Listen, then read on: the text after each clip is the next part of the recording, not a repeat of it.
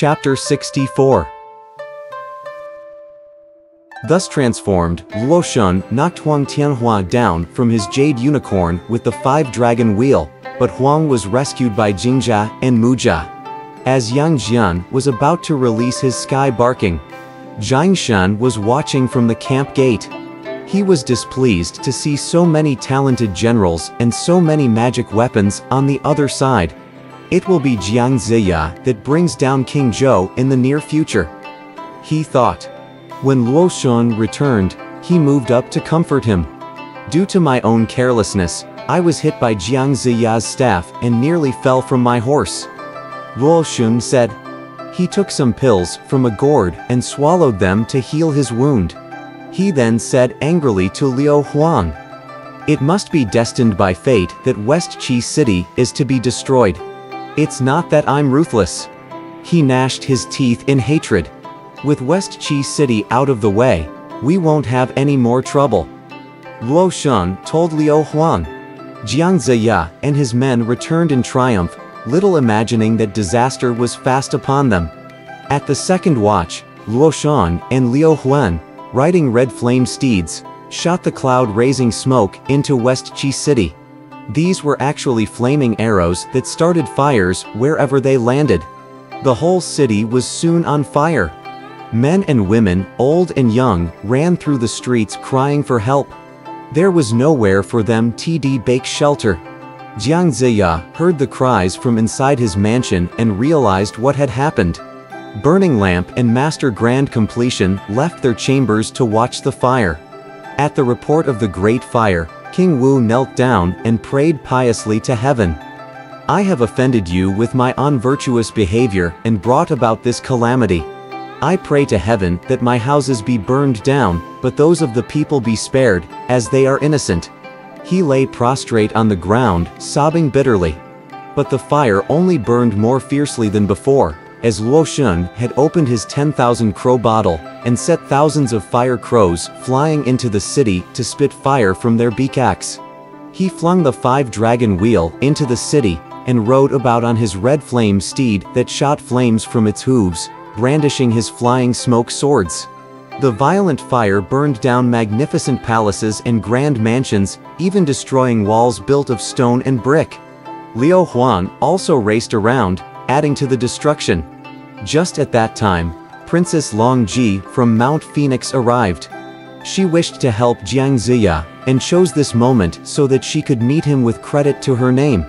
When she saw that thousands of fire crows were flying about spreading fire, she ordered, "Green Cloud Lass, spread the mist dew universal net over West Qi City." Since both mist and dew are produced from pure water, the net put out all the fire and caught all the fire crows in its mesh. Luo Shun was busy setting more fires when he found that his fire crows had all disappeared. He looked about to see what had happened and saw before him a Taoist nun, wearing a fishtail coronet and a red satin robe. "Who's that on the green phoenix? How dare you put out my fire?" The princess smiled. "I'm Princess Longji.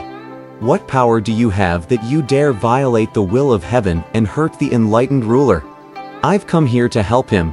You'd better return at once or you'd bring disaster on yourself." In anger, Luo Shun hurled the 5-dragon wheel at her face, but she only smiled. "I know that's all you can do. Go ahead and throw everything at me." She turned the mouth of her 4-sea vase toward the 5-dragon wheel, and the wheel disappeared inside. The fire dragons were ineffective in the Great Sea. With a loud scream, Luo Shun shot his fire arrows at the princess, but they were taken by her vase as well.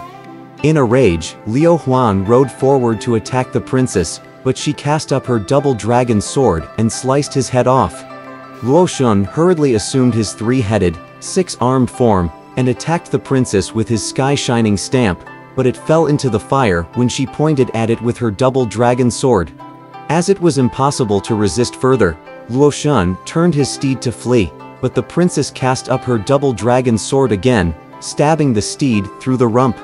The steed fell down and died, throwing him to the ground.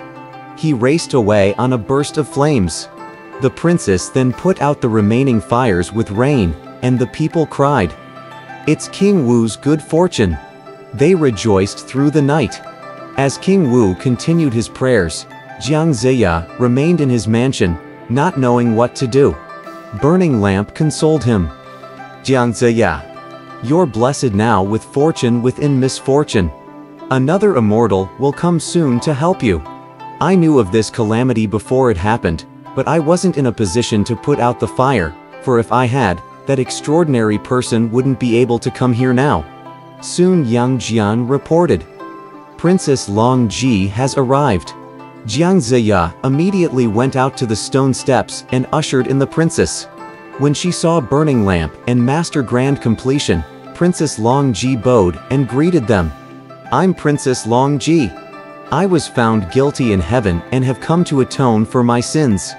I used some minor Taoist arts to put out Luo Shun's fire.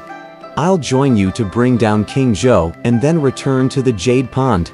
With great delight, Jiang Ziya ordered a maidservant to prepare a chamber for her and burn incense within. Restoration work on the damage caused by the fire began immediately. Badly beaten, Luo Shun fled away, gasping for breath. He sat down on a rock and thought to himself, I've lost all my magic weapons. How can I ever get revenge? As he sat brooding, he heard a man approach up from behind, singing a song. A poor scholar, I eat vegetables.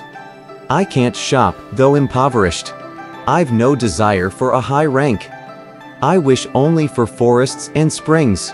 I repair my fishing hooks by a stream, and copy the scriptures in a lonely cave. I sing a poem over my wine, and help the kind king for a new era. I realize that Luo Shun will meet his doom. When the song ended, Luo Shun turned and saw a tall, sturdy man in a cloud-fanning helmet and a Taoist robe approach with a halberd in his hand. Who are you? How dare you? He demanded. I'm Li Jing. I'm going to West Qi to help Jiang Ziya through the 5 passes. As I've nothing to offer to him on our first meeting, I'll take you alive as my first deed of merit. Luo Shun was furious. He leapt to his feet and slashed at Li Jing with his sword.